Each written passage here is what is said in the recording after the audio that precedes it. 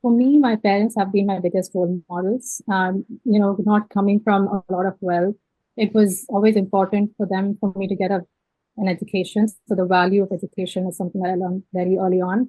But in general, the core values, the Indian cultural values that we learn, about love and compassion, and respect, and being able to really give your best to what you do without thinking about success or failure, not expecting anything. Those kinds of values, I think, were really important because that literally, puts in the foundation that you need to go on and cross hurdles and achieve more in your life. So I would definitely say my parents are my role models. So there are two things that I'm really passionate about that I tell young people. One is that do not get confined or do not get stuck in a mold that somebody else creates for you.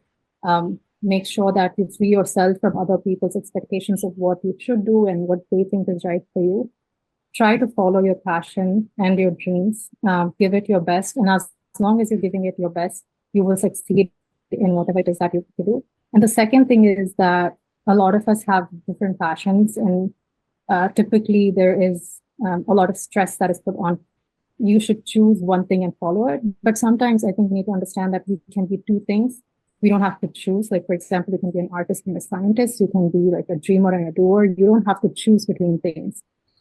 So being able to give yourself that multifaceted personality, because you're not just one thing, you should be able to have different flavors of you. And I think you should offer that to the world.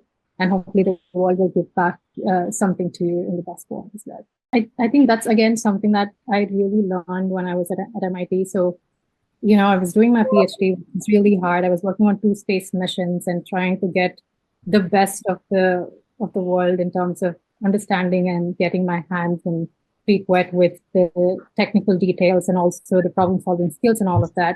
But at the same time, the education system has encouraged me to go out and do other things. So I was part of an innovation fund working with startups. So I mentored startups and also saw how people are able to do multiple things at once and excel, not just in one thing, but also, they have a personality which helps them grow. Once you are able to have passions and interests, you have something unique that you bring to the table. You're not just one other person who just has one skill, right?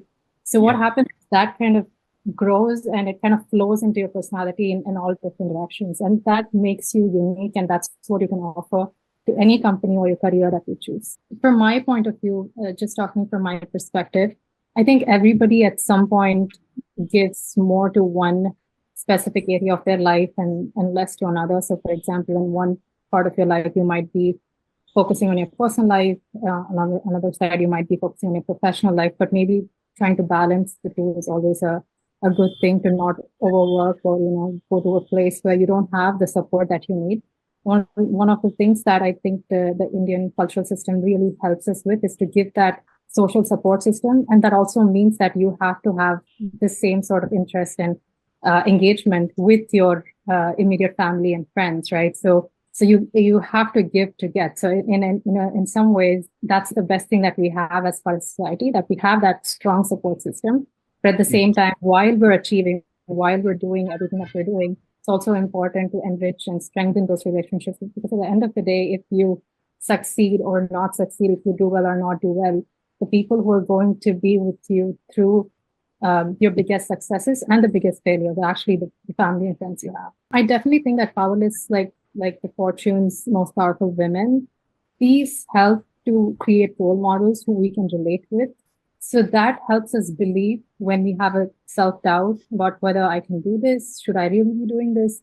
Even if you have that self-doubt, it helps you to sort of take a step back and say, if this person was able to do it and overcome their obstacles, maybe I can try.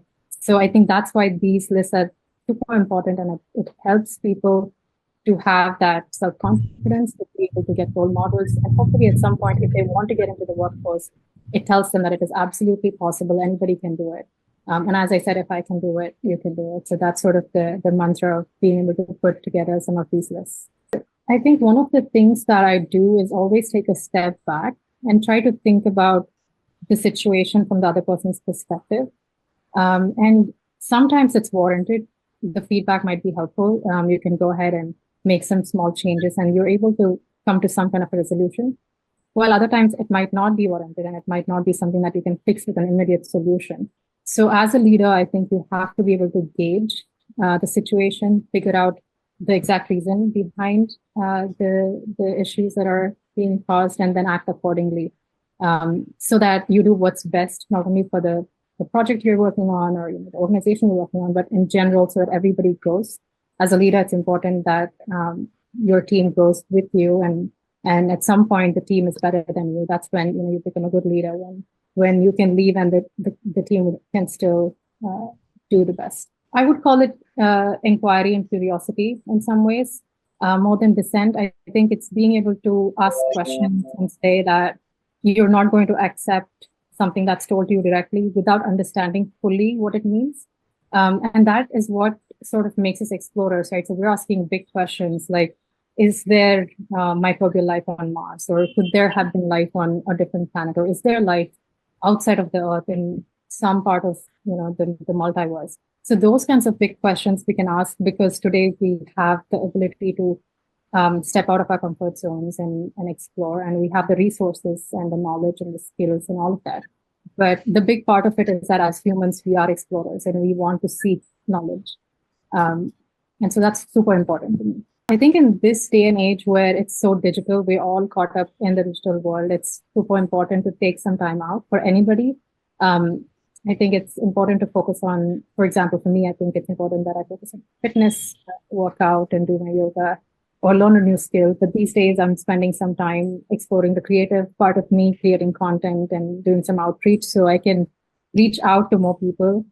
Have a lot of people who reach out on social media and ask me, how did you become a rocket scientist? Can I also do this? I am growing up in the small part of India and I'm super interested in this area.